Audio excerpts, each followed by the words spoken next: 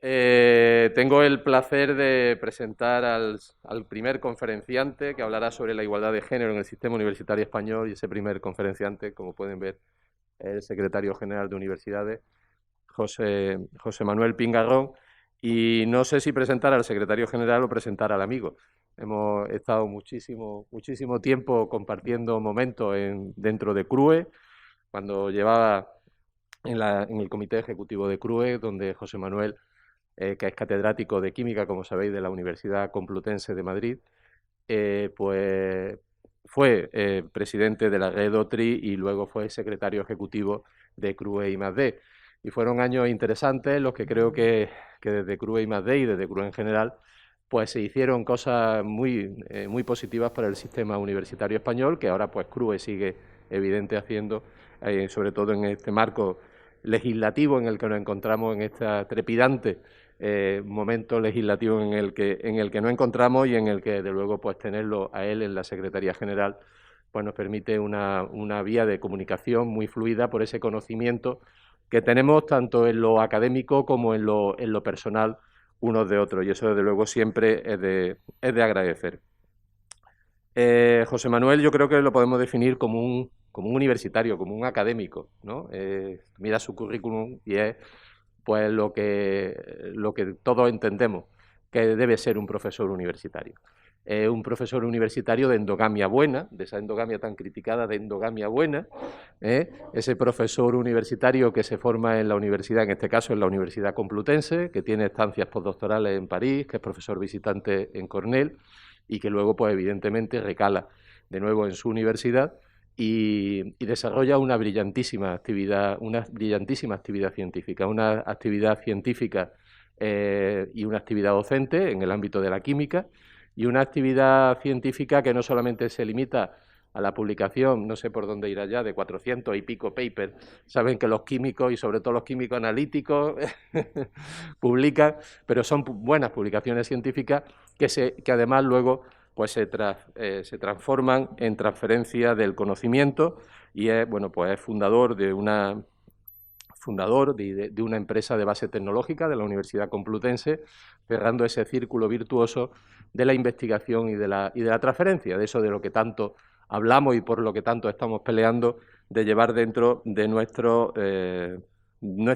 universidad, de todo ese conglomerado. Múltiples reconocimientos, desde la medalla de la Facultad de Química, premio de investigación en química analítica de la Real Sociedad Española de Química, fellow de la Sociedad Internacional de Electroquímica, premio de investigación científica 2018, y junto con todo eso una amplísima actividad, además, en todas las sociedades científicas, ¿no? Ha sido presidente de la Sociedad Española de Química Analítica, vicepresidente de la Real Sociedad Española de Química y miembro de la Junta Directiva de la COSCE, que sabéis que es la Confederación de Sociedades Científicas de España.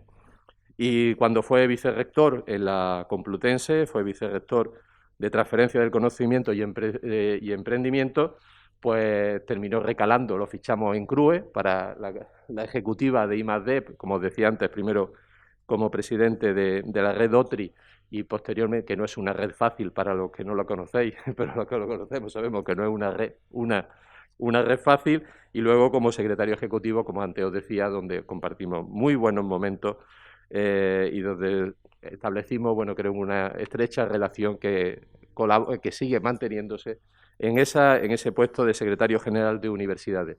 Y tengo que agradecerle, desde luego, siempre la disponibilidad que tiene a cualquier miembro de la comunidad universitaria, cualquier rectora que coge el teléfono y que lo llama, y que todo el mundo además comparte y agradece esa disponibilidad que tiene José Manuel, y que no siempre estamos de acuerdo, como es lógico, pero desde luego lo debatimos todo y lo debatimos en un clima de cordialidad y de búsqueda de soluciones y búsqueda de puntos en común, que es como creo que se tienen que hacer estas cosas. Así que muchísimas gracias, José Manuel, por estar una vez más con nosotros, y tienes la palabra.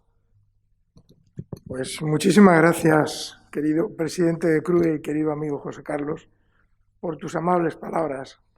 Querida rectora de la Universidad Jaume Primer, perdón.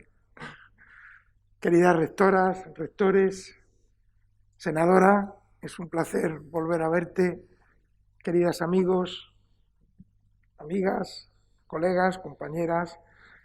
Bueno, hay algunas cosas que me gustaría empezar antes de lo que es la política del Ministerio. Me gustaría comentar con vosotras y vosotros.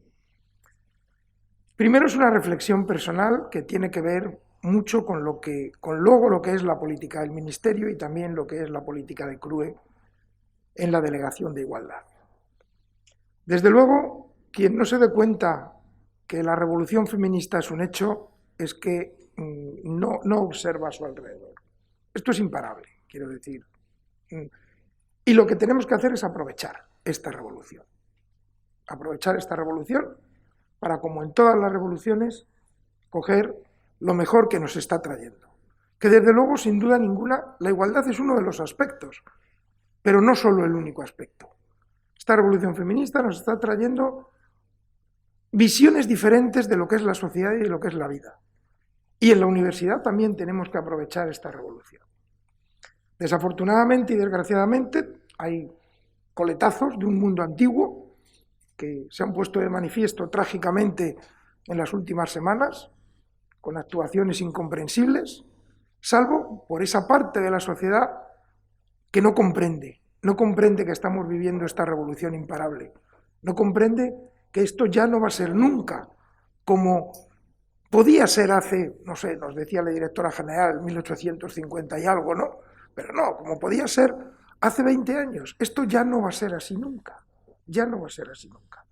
Y la sociedad tiene que aprovechar esta revolución feminista que tiene innumerables ventajas para todos. Desde luego la universidad, como una parte muy importante de la sociedad, evidentemente no es ajena a esta revolución feminista, no lo podía ser, por la propia naturaleza de lo que es la universidad, pero al mismo tiempo que no lo podía ser porque es una parte sustancial de lo que es la sociedad española en el siglo XXI, en el año 2021. Y también porque las relaciones de las universidades modernas con universidades y centros de investigación de otros países hacen que esa revolución se expanda. Y en fin, quizá no sea el objeto de esta charla, pero precisamente esa revolución que llevan las universidades a universidades de países donde quizás esta igualdad de género y esta revolución feminista todavía no está en los mismos estadios que tenemos en España, las universidades, como digo, hacen de embajadoras de esta política que es imparable. Entonces esto a mí me gustaría ponerlo de manifiesto desde el primer momento, porque en el fondo, en el Ministerio de Universidades lo único que hacemos es, siendo absolutamente conscientes de esta revolución feminista y estando absolutamente integrados en esa idea que conlleva lo que ha dicho el ministro, lo que hacemos es aprovechar esa sinergia, esas oportunidades, para conjuntamente con todos los actores del sistema universitario avanzar hacia políticas de igualdad. Esto es fundamental, ¿no? O sea, que va más allá que una política de igualdad de género, va bastante más allá. Es esa idea de que efectivamente no es que no solamente no se pueda prescindir de la mitad de las personas que forman parte de la sociedad, no. Es que la visión feminista lo que da es un valor añadido a la sociedad y por tanto da un valor añadido también a la universidad. Va más allá de la política de igualdad. Entonces esto sí que me gustaría ponerlo de manifiesto, ¿eh? Y que seguro que la sociedad del futuro, con estas ideas feministas, con esta revolución feminista y la universidad del futuro, va a ser mejor. Porque, como bien ha dicho el ministro antes, efectivamente, las mujeres son las garantes del avance de la sociedad. Esto es cierto, es así, completamente cierto. Y cuanto antes todos nos demos cuenta de que esto es así, mejor. Y entre todos también, que aquí la educación juega un papel importante, evidentemente, no solo la universitaria, pero la universitaria también, podremos dejar atrás, espero, estos episodios tan dramáticos que estamos viviendo en las últimas semanas y que realmente son difíciles de comprender, ¿no? Vamos a procurar que esta revolución feminista cale y que al final la sociedad se dé cuenta de los enormes beneficios que conlleva todos estos avances sociales, familiares, económicos, culturales que conlleva esta nueva era de la sociedad. Segundo, un agradecimiento y una constatación de algo que también ha dicho el presidente de CRUE. CRUE ha sido consciente de esta revolución y se ha creado esta delegación de la presidencia de CRUE para políticas de igualdad, que con tanto éxito lidera la rectora Eva Alcón, y que efectivamente lo que ha hecho ha sido organizar y visibilizar algo que las universidades llevan tiempo haciendo. Es decir, no es verdad que las universidades de repente se hayan dado cuenta de que estas políticas de igualdad, de que estas ideas del feminismo son importantes, no. Probablemente las universidades hayan sido un instrumento de vanguardia en todas estas políticas. Y ahora lo que hace CRUE es institucionalizarlo. Y lo que hace la rectora es liderar esa institucionalización. Y esto es importante también. Es decir, de nada valdría que desde el Ministerio hiciéramos unas políticas, unas determinadas medidas, algo que, bueno, pues se pone en el BOE y ya está, si el sistema universitario español no lo asumiera como suyo, no colaborara en la implementación de esas medidas y de esas nuevas normativas y no impregnara en el día a día del trabajo de las universidades esta política feminista. Esto también es evidente. O sea que esto es fundamental.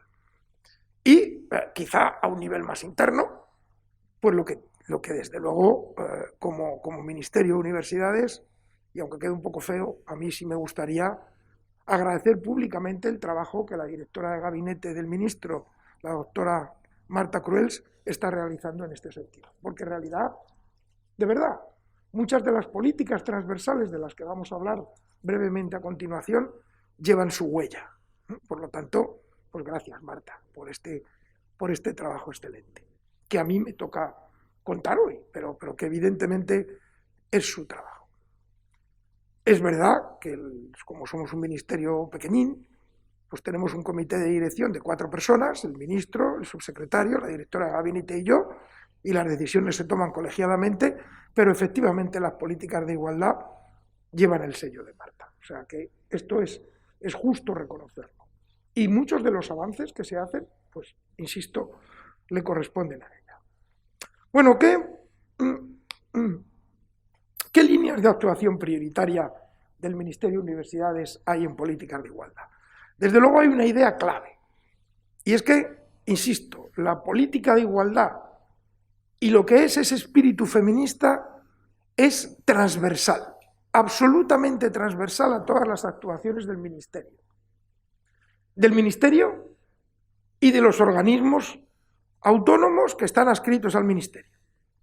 Y aunque luego vamos a tener más detalle, pues también aprovecho ahora para dar las gracias y felicitar a ANECA, que hay aquí una buena representación, pero en el nombre de la directora de ANECA, porque también esa política transversal feminista que trasciende a lo que son determinadas medidas, ANECA es un instrumento fundamental como organismo autónomo, pero obviamente en una coordinación inmejorable con el Ministerio para implementarlas.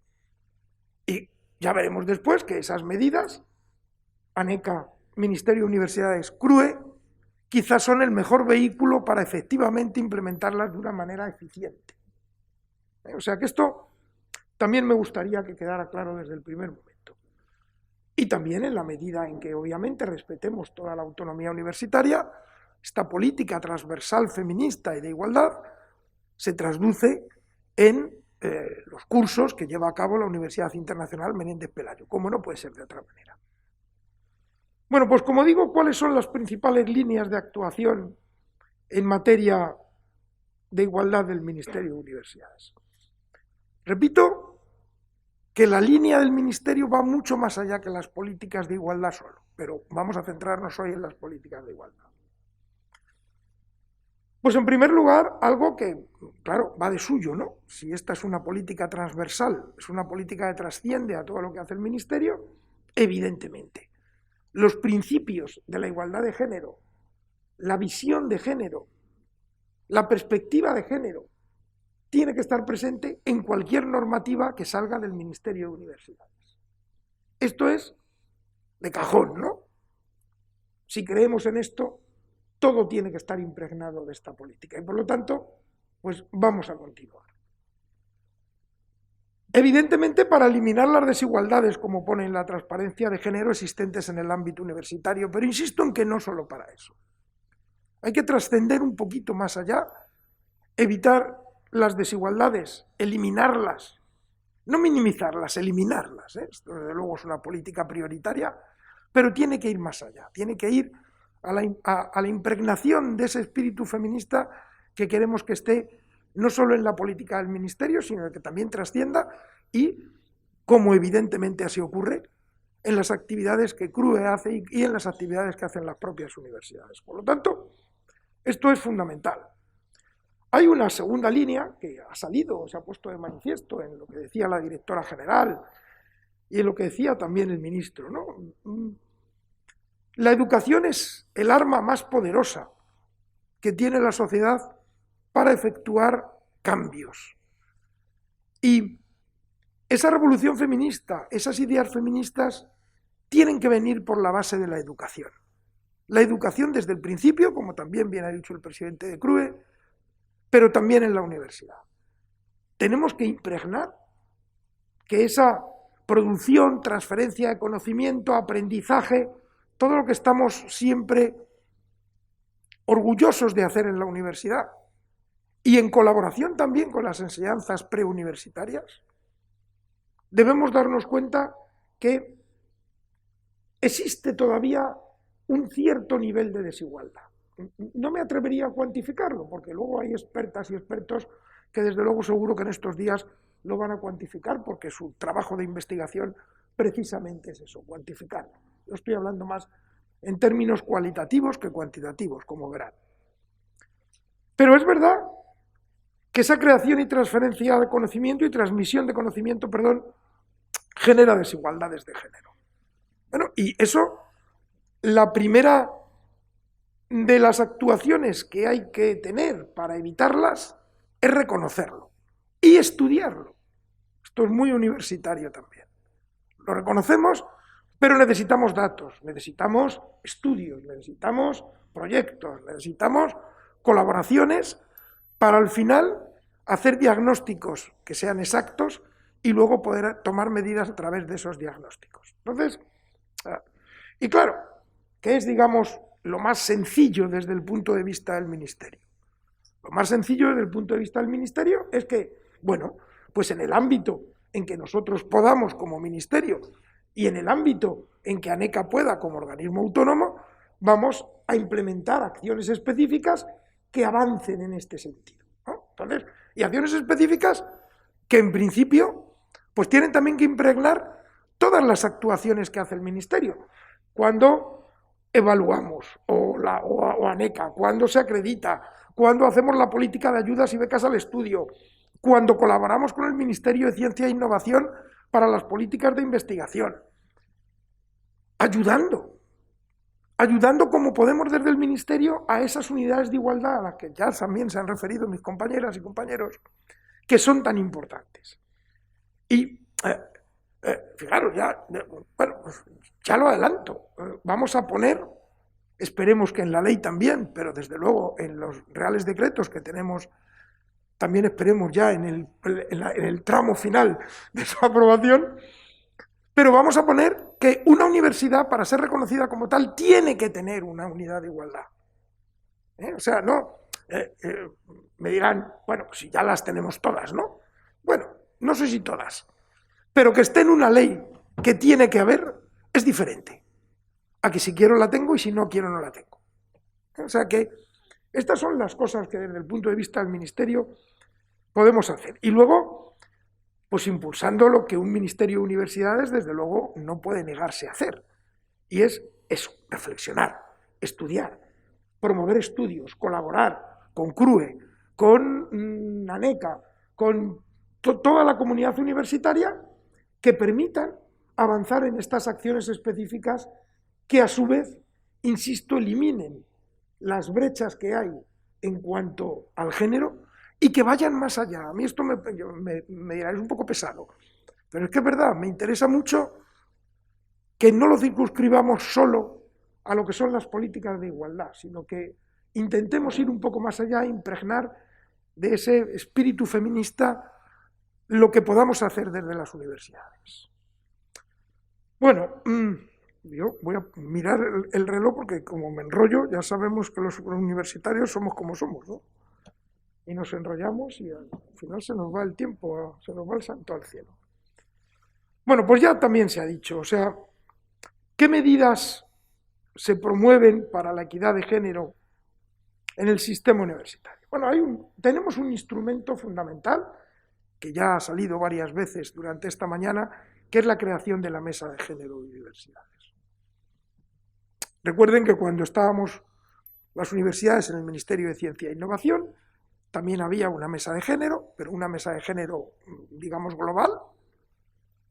Y ahora, desde luego, una de las primeras actuaciones del ministro ha sido constituir esta Mesa de Género y Universidades, que, como también se ha dicho, lidera la doctora Cruels. Es muy importante esta mesa de género para el ministerio, muy importante. Porque para empezar, bueno, pues ese tamaño que tiene nuestro ministerio hace que nuestras capacidades intelectuales y temporales sean limitadas. Y en el aspecto particular de la perspectiva de género, necesitamos ayuda, claro, no puede ser de otra manera. Y precisamente esta mesa de género lo que hace es ser esa sede de pensamiento compartido, de discusión, de debate, de análisis, de todo lo que hacemos en el ministerio, insisto, de todo, ¿no?, para incluir la perspectiva de género en nuestras actuaciones. Por lo tanto, pues, en fin, seguro que Marta lo ha dicho muchas veces, pero ahora lo digo yo, muchísimas gracias a todas y todos los que participan en esta mesa de género y universidades que desinteresadamente nos dan su tiempo, su esfuerzo y su trabajo para poder tener esta política transversal que el Ministerio está tan orgulloso de poder mantener. No seríamos capaces de hacerlo sin los componentes o las componentes de esta mesa de género. No, sería imposible. Entonces, realmente, bueno, pues las reuniones además son extremadamente provechosas, tanto desde el ámbito intelectual, que lo son y mucho, y permítanme que aquí diga una cosa que para mí como hombre son extremadamente útiles, porque hay veces que me permiten ver perspectivas que también por mi edad no las veía. Y gracias a esta mesa de género y universidades las veo, las comprendo, me lo explican, lo entiendo, las comparto. O sea, esta mesa de género es verdaderamente fundamental para desarrollar la política del Ministerio. Y allí llevamos todo. Llevamos los reales decretos, llevamos cuando toque la LOSU, hemos hablado de la impregnación del feminismo en la LOSU y de estas políticas de igualdad, se ha hablado en la mesa de género, llevamos todo lo que tenga que ver con las posibilidades y las maneras de evaluar, de acreditar. Bueno, luego ya Mercedes probablemente pueda decir algo al respecto, pero insisto, esta mesa de género para nosotros es un instrumento fundamental. Sin la mesa de género no seríamos capaces de tener esta política transversal. La haríamos, pero no tan bien como la estamos haciendo. Por lo tanto, pues gracias a todas y todos los que participan ahí. Claro, también se ha hablado de los sesgos por razón de género en la selección de ámbitos de conocimiento por parte de los y de las estudiantes. Bueno, esto es un problema extremadamente bien conocido extremadamente bien diagnosticado, pero desgraciadamente todavía no tenemos el medicamento, no tenemos la cura para este problema de sesgo. Tenemos el diagnóstico, sabemos bien lo que pasa, pero las medidas que permitan paliar este problema, ahí todavía estamos un poco faltos de estas.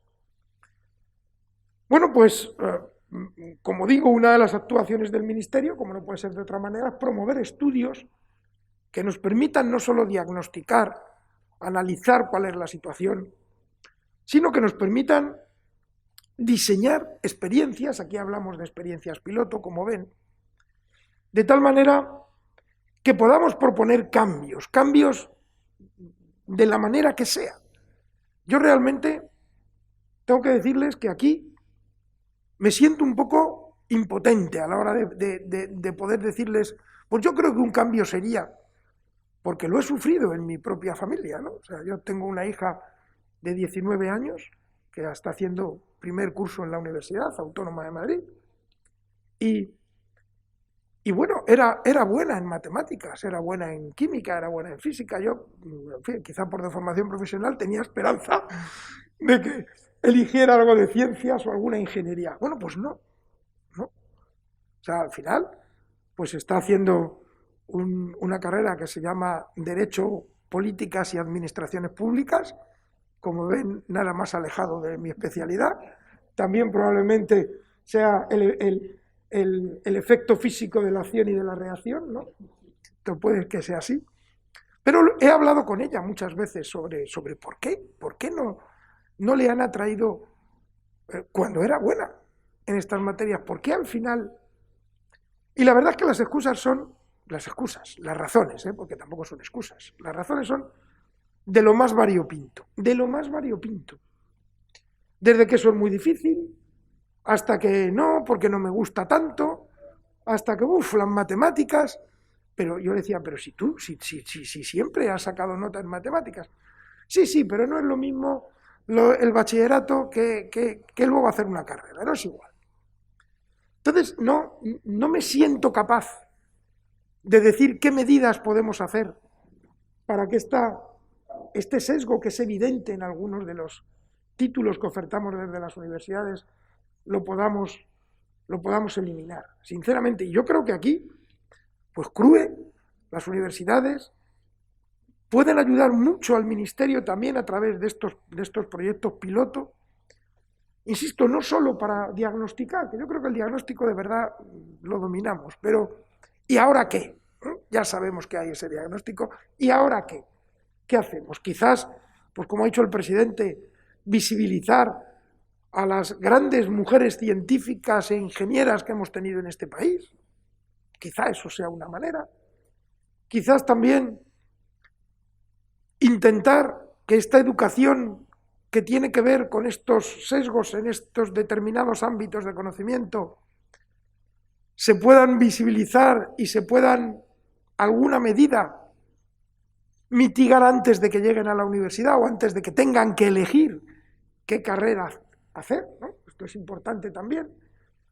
Pero repito que yo, ahora como persona, no soy capaz de decir qué medidas efectivas podemos tomar para eliminar este sesgo que desde luego existe. Y bueno, desde el Ministerio lo que queremos hacer es implementar este tipo de estudios, este tipo de colaboraciones, para que de alguna manera seamos capaces de avanzar en este sentido. Naturalmente, esto no lo podemos hacer sin CRUE, naturalmente. Y tampoco sin esa mesa de género, claro, que insisto, aunque no la repita, pero estará siempre ahí, ¿no? Para ayudarnos a mejorar, que es extremadamente importante. Bueno, es verdad que ya lo que sí es responsabilidad del Ministerio, pues es impulsar de alguna medida la incorporación de contenidos y competencias en materia de género de carácter transversal en las diferentes enseñanzas oficiales. Y tenemos que hacerlo, primero, convencidos de que esto es una necesidad, de que esto es extremadamente importante, y luego respetando, como no puede ser de otra manera, la autonomía universitaria. Entonces, ¿qué hemos hecho? Bueno, pues en el proyecto de Real Decreto de Organización de las Enseñanzas, que ha terminado ya el periodo de información pública, hemos recibido bastantes alegaciones, estamos en el periodo de análisis, y yo espero que de aquí a final de mes seamos capaces ya de tener un texto que integre bastantes de las alegaciones que hemos recibido, que integre también los informes de los otros ministerios implicados, entre otros el Ministerio de Igualdad, para poder, digamos, seguir con su tramitación, de tal manera que, hopefully, esperemos que este Real Decreto podamos tenerlo a la vuelta del verano, para que, digamos, entre en marcha. Pero lo que hemos escrito en ese Real Decreto es lo que tienen ustedes ahí, que los planes de estudio deberán tener como referente los principios y valores democráticos y los objetivos de desarrollo sostenible, y, en particular, el respeto a la igualdad entre mujeres y hombres. Estos valores y objetivos deberán incorporarse como contenidos y o competencias de carácter transversal en el formato que el centro o la universidad decida, en las diferentes enseñanzas oficiales que se oferten, según proceda y siempre atendiendo a su naturaleza académica específica y a los objetivos formativos de cada título. Es decir, insisto, tenemos que conjugar esas tres cosas. La necesidad de que esto esté, que entre todos sepamos que esto es muy importante y, evidentemente, el respeto a la autonomía universitaria para que la universidad, cada universidad, en el ámbito de su autonomía, lleven a cabo esta incorporación de la manera que estimen pertinente. Esto es importante, porque yo siempre digo que hay veces que tendríamos que hacer un máster de competencias, ¿no? Cuando nos reunimos con diferentes colectivos, pues algo que al final siempre me veo obligado a hacer es decir, miren, el Estado tiene las competencias básicas que luego son desarrolladas por las comunidades autónomas y que tienen que respetar en todo caso la autonomía universitaria. Porque hay mucha gente que nos pide, no, ordena, di que en los planes de estudio tiene que haber una asignatura troncal o obligatoria de tal cosa, que tal cosa evidentemente puede ser igualdad, pero puede ser algo que tenga que ver con la transición ecológica o algo que tenga que ver con cualquiera de los objetivos de desarrollo sostenible. Claro, siempre les decimos, sí, pero las universidades seguro que saben hacerlo bien, pero cuidado porque al final, si en un grado de matemáticas vamos a quitar asignaturas de matemáticas para poner otras cosas, quizás estemos desvirtuando algo. Entonces, las universidades sabéis cómo hacerlo y, en fin, en esta confianza institucional mutua que creo que hemos establecido y que es muy beneficiosa para ambas partes, pues seguro que no va a haber problema. Pero ahí está escrito, ¿no? Que también esto es otra de las cosas que queremos hacer, queremos dejarlo por escrito en las normas. Luego, el desarrollo de las normas, pues ya sabemos, ¿no? Y, claro, otra cosa que podemos hacer es las medidas para reducir esa desigualdad por razón de género entre el personal docente e investigador. Esto aquí ANECA, bueno, pues es, no sé cómo llamarlo, ¿no? Iba a decir el instrumento, pero es mucho más allá que el instrumento. Es el organismo cómplice de la política del Ministerio en estos términos y, por lo tanto, en fin, con la directora tenemos una relación absolutamente provechosa, exitosa y cordial y, por lo tanto, vamos a seguir en estos términos para promover estas iniciativas que prevengan las desigualdades por razón de género. ¿Y cuáles son? Pues no solo estas, pero desde luego las que sí se han detectado ya y estamos en el camino de hacer cosas para eliminar esas brechas, esas desigualdades, pues es la famosa brecha salarial, la diferenciación en la dedicación docente, la falta de paridad en los procesos de selección, la segregación vertical por razón de género en el acceso a los puestos de rector o rectora. Es decir, este tipo de actuaciones sí que desde el Ministerio podemos hacer cosas tomar actuaciones y también con ANECA que nos permita avanzar en estas cosas. Voy a hablar de algún aspecto en particular sin querer pasarme de tiempo. Perdonen que toque al móvil, pero es que si no me voy a pasar. Hay un convenio de colaboración entre el Ministerio de Universidades, ANECA y CRUE para la realización conjunta de un estudio sobre las retribuciones del personal docente e investigador, con perspectiva de género en las universidades públicas. Pues ayer en la cena Juan Juliá habló también de los datos que están recogiendo en este estudio, que si no recuerdo mal y si no adelanto nada que no deba adelantar, creo que han respondido como 20 universidades, lo cual a mí me parece un éxito importante porque, a ver, hay una cosa que debemos tener en consideración. Yo estoy convencido que ninguna universidad se niega a hacer por razones, digamos, ideológicas este tipo de estudios. Estoy absolutamente convencido, absolutamente. Pero es verdad que los medios materiales y humanos que tienen algunas universidades, o casi todas, para la realización de estudios que quedan fuera de su actividad ordinaria, son muy limitados. Esto es verdad. Y, en fin, los que hemos estado en los equipos de dirección de una universidad, nos hemos dado cuenta que cuando venía la Universidad Española en Cifras o cuando venía la Red OTRI y pedía a los diferentes equipos o a los diferentes unidades de gestión datos y encima nos pedía los datos para 15 días, pues era imposible. Y las universidades decían, mira, no puedo. Es que sinceramente no puedo. Por eso me parece un éxito muy relevante que 20 universidades hayan respondido de momento a este tipo de actuación. Y de verdad que otra de las cosas que es muy importante resaltar es que en ningún caso esto es una actuación con fines de fiscalización, ni de castigo, ni de nada por el estilo.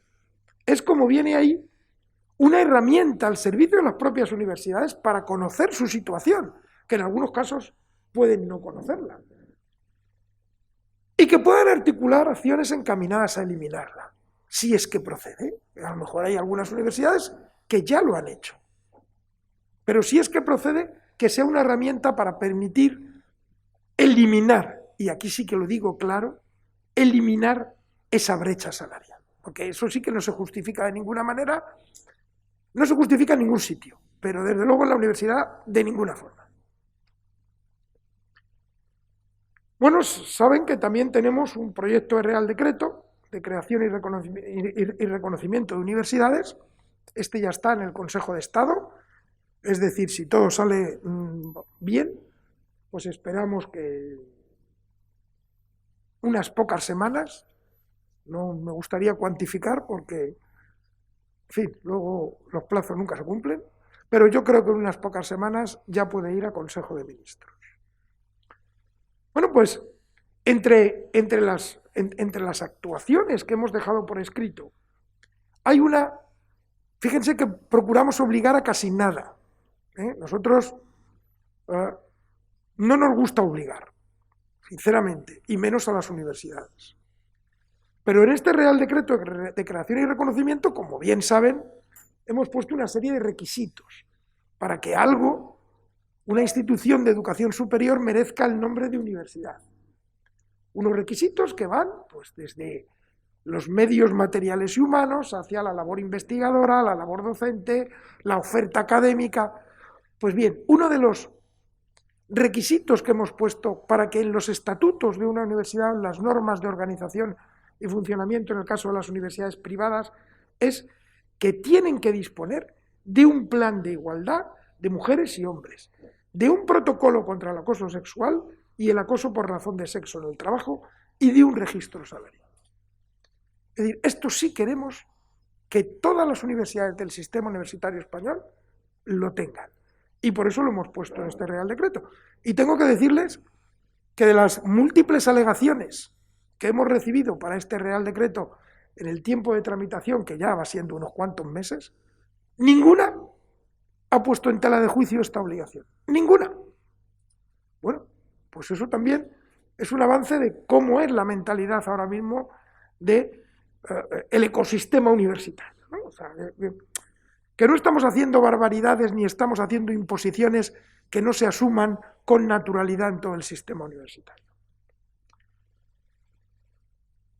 Bueno, y en la definición de la carrera del PDI, lo que será el estatuto del PDI, pues hay una serie de actuaciones que también creemos que son muy importantes. Algunas de ellas, digamos, son plasmar lo que ya se está haciendo, ¿no? Pero está bien que estén plasmadas, está bien que estén puestas, de tal forma que, bueno, haya un respaldo legal a todas estas medidas. Pues efectivamente, la obligatoriedad de las universidades de analizar, publicar y aplicar medidas correctoras de la brecha salarial por razón de género u otras discriminaciones, como he dicho. Es necesario asegurar la paridad en todas las comisiones y procesos de selección y evaluación.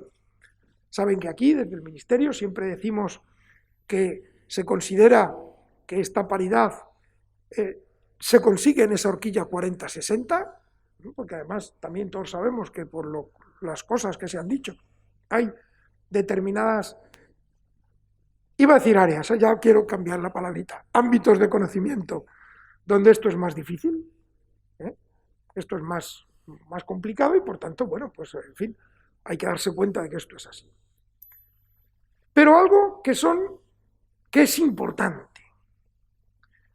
Debemos empezar a tomar medidas en la medida en que podamos en la universidad y en ANECA de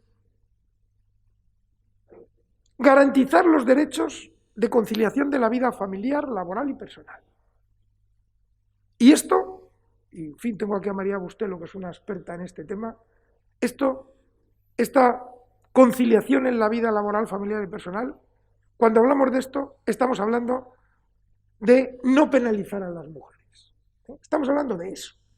Porque esa conciliación, por razones que obviamente se escapan a mi competencia, pero al final recae sobre las mujeres.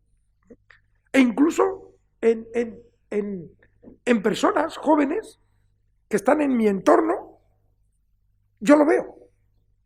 Cuando hablamos de conciliar, es que concilien las mujeres. Yo veo, no quiero decir que esto sea general, pero todavía algún caso donde, bueno, pues parece ser que el hombre nunca está para conciliar y siempre está la mujer.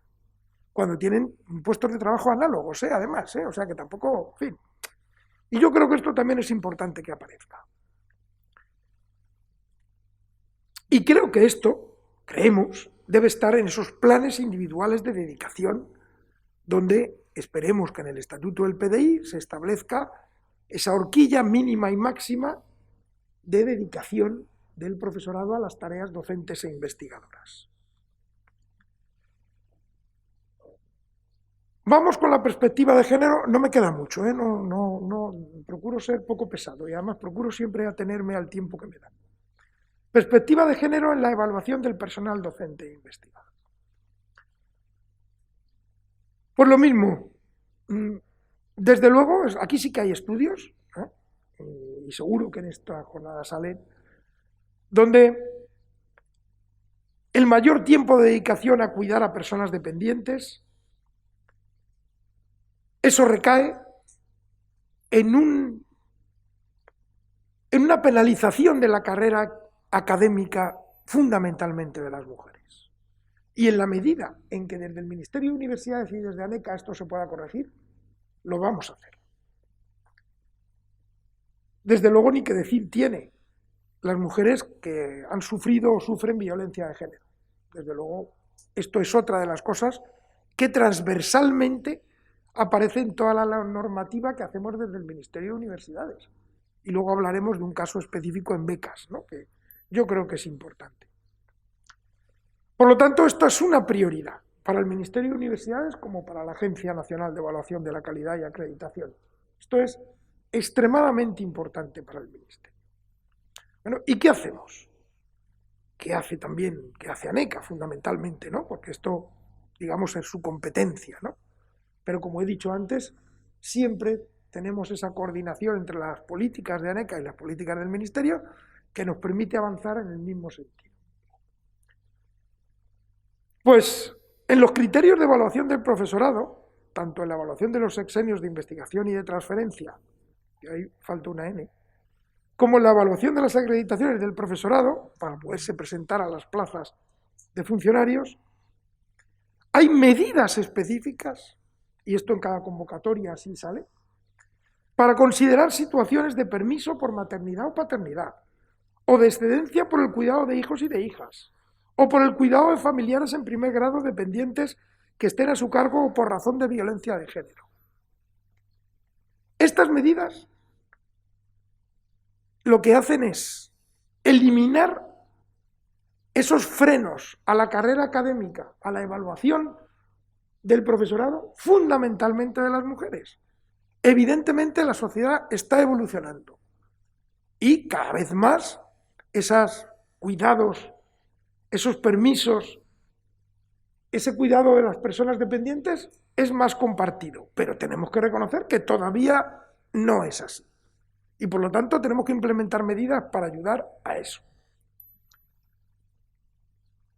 Lo mismo, los criterios...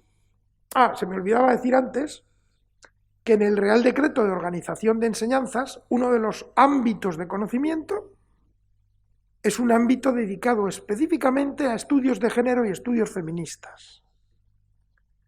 De tal manera que esa transversalidad que se nos pide a veces en algunos de este tipo de estudios, pues puedan verse plasmados en la adscripción de determinados títulos por parte de las universidades. Esto lo tienen que hacer las universidades, obviamente, adscribir los títulos, pueden hacerlo a este campo de estudios de género y estudios feministas. Si recuerdan la primera vez que salió en la evaluación por parte de la CNAI del campo de estudios de género, pues hubo un pequeño revuelo, porque parece ser que los criterios de evaluación de las personas que se presentaban a este campo eran más exigentes que los criterios de evaluación en otros campos del conocimiento, en otros ámbitos. Bueno, pues probablemente fuera así, pero evidentemente, ¿qué ha hecho ANECA? Estudiarlo, verlo, y ver si hace falta una revisión de esos criterios en el ámbito de los estudios de género. Y desde luego lo que nos llamó a todos poderosísimamente la atención, son los resultados del sexenio de transferencia. Ahí no es que hubiera brecha de género, es que había abismo de género, ¿no? Aquello realmente cuando lo vimos, pues nos quedamos sorprendidos, ¿no? La directora de ANECA dice que ella, como estudia todo este tipo de cosas, que cuando se implantaron los sexenios de investigación allá en los años 80, también en la primera convocatoria hubo ese abismo de género. Es verdad que eran los años 80. Por lo tanto, bueno, pues esperemos que algo hayamos evolucionado. Pero ¿qué vamos a hacer? Pues efectivamente estudiar por qué esto se ha producido. ¿Por qué se ha producido? Fíjense que aquí podemos tener alguna idea, un flavor más que otra cosa, ¿no? Y es que, como desafortunadamente la gran mayoría de las mujeres del PDI están en ciencias sociales y en humanidades y en ciencias de la salud, los criterios de evaluación de la transferencia en estas áreas era una prueba piloto y evidentemente esos criterios, bueno, pues pudieran ser que no fueran los mejores criterios para evaluar la transferencia en esos ámbitos de conocimiento. Pudieran ser. Se hizo con la mejor voluntad posible. Aquí tengo que agradecer muchísimo la labor que hizo Tano Mato en este sentido, pero es verdad que, bueno, pues quizá no estuvimos acertados. Bueno, pues ahora desde ANECA se están revisando estos criterios para, en la medida, y seguro que en la próxima convocatoria, Hacienda mediante, pues seamos capaces de resolver este problema. Entonces, bueno, esperemos. Ahí tengo un deseo, más que otra cosa, que es prevista para 2021, haremos todo lo posible para que sea así, y desde el Ministerio de Ciencia, Innovación y Universidades vamos de la mano para que sea así y para convencer al Ministerio de Hacienda de que la evaluación de la transferencia de conocimiento es una materia objeto de evaluación en sí misma, independientemente de la evaluación de la investigación. Es, digamos, la madre del cordero. Pero bueno, pues ahí estamos. Y desde luego, pues también agradecer aquí, desde el Ministerio a ANECA, el fomento y el aseguramiento de la paridad y de la formación en equidad de género en las comisiones evaluadoras de ANECA. Esto es una labor formativa que se está haciendo desde la agencia que seguro que ya está dando resultados y que los va a dar más todavía en el futuro. Voy terminando, porque creo que si no... en el sistema estatal de becas y ayudas al estudio. Bueno, pues aquí esta es una competencia compartida entre el Ministerio de Educación y Formación Profesional y el Ministerio de Universidades. Saben ustedes que la gestión propiamente dicha de las becas y ayudas al estudio pertenece al Ministerio de Educación y Formación Profesional, a la Subdirección General de Becas. Tenemos una relación excepcional. Ahora mismo tenía una llamada perdida de Diego Fernández Alberdi, del director general que se dedica a estas cosas. Luego veré que, supongo que será para decirme que ya por fin tenemos el Real Decreto de Umbrales, que ha pasado el Real Decreto de Umbrales a Consejo de Ministros, porque hemos tardado un mes en tener el informe favorable de Hacienda. Nos habíamos comprometido a tener el Real Decreto de Umbrales en el mes de mayo, y será en el mes de junio, pero bueno, será. Y ahora saldrá la convocatoria, claro. Bueno, pues en ese Real Decreto de Umbrales vamos avanzando en muchas políticas, pero en particular también en la política del género. Vamos avanzando en muchas políticas de equidad social, y en fin, no es el momento de hablarles de los avances en la política de becas, pero sí que hay dos aspectos que tienen que ver con la igualdad y sobre todo con la violencia de género, que para nosotros es, insisto, es esta impregnación feminista de toda la legislación que queremos tener. Ya el curso pasado ampliamos el concepto a efectos de exención del cumplimiento de requisitos académicos, incluyendo a los hijos e hijas menores de 23 años, que anteriormente no se incluían. Claro, esto quizá la legislación anterior era un poco, no sé cómo llamarlo, un poco fría, ¿no?, con las víctimas de violencia de género, en el sentido de que, si usted tiene una bajada en el rendimiento académico, pues lo sentimos, pero nos tiene que devolver la beca, o en fin, o no le damos la beca, ¿no? Y claro, en fin, supongo que quien ha sufrido violencia de género pues tiene una situación que desde luego el aprovechamiento académico probablemente sea lo que menos le importe en ese momento, ¿no?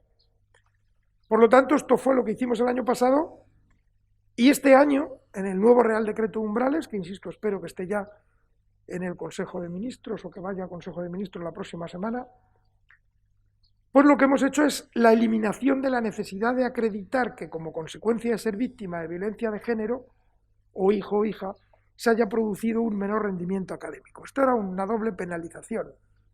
No solamente había que demostrar que eres víctima de violencia de género, que eso evidentemente hay que hacerlo, ¿no? Pues hay sentencias judiciales, en fin, esto obviamente hay que hacerlo, para asegurar que estas exenciones o estas becas se dan efectivamente a quien lo requiere. Pero había una penalización extra, y es que los servicios de becas de las universidades tenían que certificar que esa persona, debido a la violencia de género, había tenido un menor rendimiento académico, con lo cual era una exposición doble del problema. Bueno, pues muy buena coordinación con el Ministerio de Educación y Formación Profesional, y aquí tenemos también que dar las gracias a los representantes de la Conferencia de Estudiantes Universitarios del Estado, de CEUNE, que también han hecho mucho hincapié en esto, al Observatorio de Becas y Ayudas al Estudio, donde aparte de esta CRUE también están las comunidades autónomas, por su comprensión, y esto lo hemos podido evitar. Bueno, y creo, efectivamente, que hemos llegado al final y simplemente un par de notas para poner punto y final. Como ven, se están haciendo muchas medidas desde el Ministerio de Universidades para efectivamente llevar a cabo estas políticas feministas y de igualdad de género. Pero nos quedan otras muchas. Nos quedan otras muchas. Tenemos muchas de las que, algunas somos conscientes, incluso algunas de las que no somos tan conscientes. Gracias a Dios tenemos a Marta, que ella es una experta y por tanto, si algo se nos olvida, Marta nos lo va a decir. Pero os necesitamos, ¿eh? Os necesitamos pues a las rectoras, los rectores, a CRUE, necesitamos a las expertas, los expertos, necesitamos a NECA, necesitamos a todo el mundo para que en esta política transversal, y dado que las dimensiones del ministerio, me diréis otra vez, pues son las que son, necesitamos de vuestra ayuda y vuestra complicidad. Y por lo tanto, pues termino diciendo que desde luego el Ministerio de Universidades, estoy seguro que ANECA también, se pone a vuestra disposición para todas aquellas medidas que puedan avanzar en esta línea transversal que es tan importante para el Ministerio de Universidades. La equidad de género y el espíritu feminista en la universidad. Son las dos líneas que queremos potenciar de manera prioritaria. Y por lo tanto, pues eso, pediros ayuda y complicidad. Muchísimas gracias.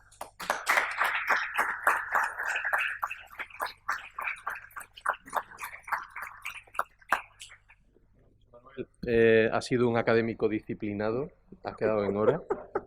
Y tenemos tiempo para algunas preguntas. Más que una pregunta, es una reflexión que hace a través del chat Sonia Reverter Bañón, del Instituto Feminista de la UGI y desde UFEN, en la que bueno, te agradece la reflexión y el buen ánimo en este tema, así como tu implicación. Y comenta que lo que cuentas en relación con la falta de vocaciones en ciencias en la STEM, tanto en chicas como en chicos, es una problemática que se denomina paradoja de género y que se está estudiando porque pasa precisamente en los países más desarrollados y con más avance en políticas de igualdad como los países nórdicos. Y parece que todos, según comenta ella, y creo que desde luego por ahí pueden ir los tiros, los estudios hasta ahora hablan de una falta de cultura del esfuerzo y del mercantilismo, en esto a lo mejor habría que matizar, y del mercantilismo que también ha llegado a las universidades. Es una reflexión más que una pregunta, no sé qué opinas. No, simplemente que efectivamente, como he dicho, los diagnósticos yo creo que los tenemos bastante claros. El problema es, vamos a buscar soluciones para revertir esta situación, ¿eh? Y quizá ahí es donde está el problema, ¿no? Habrá que, bueno, pues quizá, no sé si hay... También tengo que decir que realmente hay muchas veces que España es pionera en ciertas políticas y desde luego en política feminista somos bastante pioneros en el mundo, ¿eh? O sea que, bueno, que aquí tenemos pocos ejemplos avanzados que nos permitan saber qué políticas son las mejores. Pero quizás las expertas y los expertos en este tema, haciendo ese tipo de estudios y análisis, puedan ver si hay alguna política exitosa en algunos de los países donde este problema lo han resuelto. Bueno, yo, en fin, hay muchas razones, ¿no? Pero quizá efectivamente la falta de cultura, no del esfuerzo, sino la falta de cultura educacional, para lo que sirve la educación es quizá lo más importante. Pero, insisto, no soy yo un experto en esta materia para poder ir más allá. Bien. Muchas gracias, José Manuel, y muchas gracias, Sonia. ¿Alguna pregunta por parte de los asistentes? No hay ninguna más online, según me comentáis, ¿no? ¿Ninguna pregunta? Jaume, rector de la Universidad de Lleida.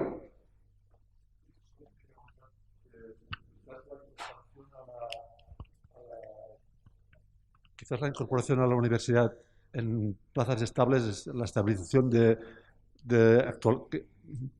el incremento de edad que se produce actualmente para estabilizarse. Creo que es una situación que debe reflexionar porque creo que puede tener una incidencia importante a nivel de género, porque cuando las carreras a nivel precario se alargan tanto, me da la impresión que esto incide en una etapa importante de la vida donde la mujer tiene un papel especial y esto puede tener una influencia los resultados que luego tenemos. Sin duda, completamente de acuerdo, Jaume. Es que esto es así. Y sabes que uno de los, quizá no tocaba hoy, pero una de las actuaciones del Ministerio fundamentales va encaminadas a esto, a que nuestras compañeras y compañeros se estabilicen a una edad mucho más temprana de lo que ocurre actualmente, pero también a tener en cuenta en esa carrera académica de estabilización esas etapas especiales que tú llamas, que fundamentalmente obviamente es la maternidad, pero también el cuidado de personas dependientes, y que eso no las penalice a la hora de llevar a cabo esa carrera académica. Pero sin duda, no, hombres y mujeres no tiene sentido que se estabilicen casi a los 50 o entre 40 y los 50. Esto no puede ser. Y esto es una de las políticas fundamentales del Ministerio, que tiene implicaciones de género, como bien has dicho. Sí, sí. Muchas gracias, rector. ¿Alguna otra intervención? Pues nada, damos por clausurada la sección. Ahora tenemos un descanso. Muchísimas gracias, José Manuel, una vez más. A vosotras.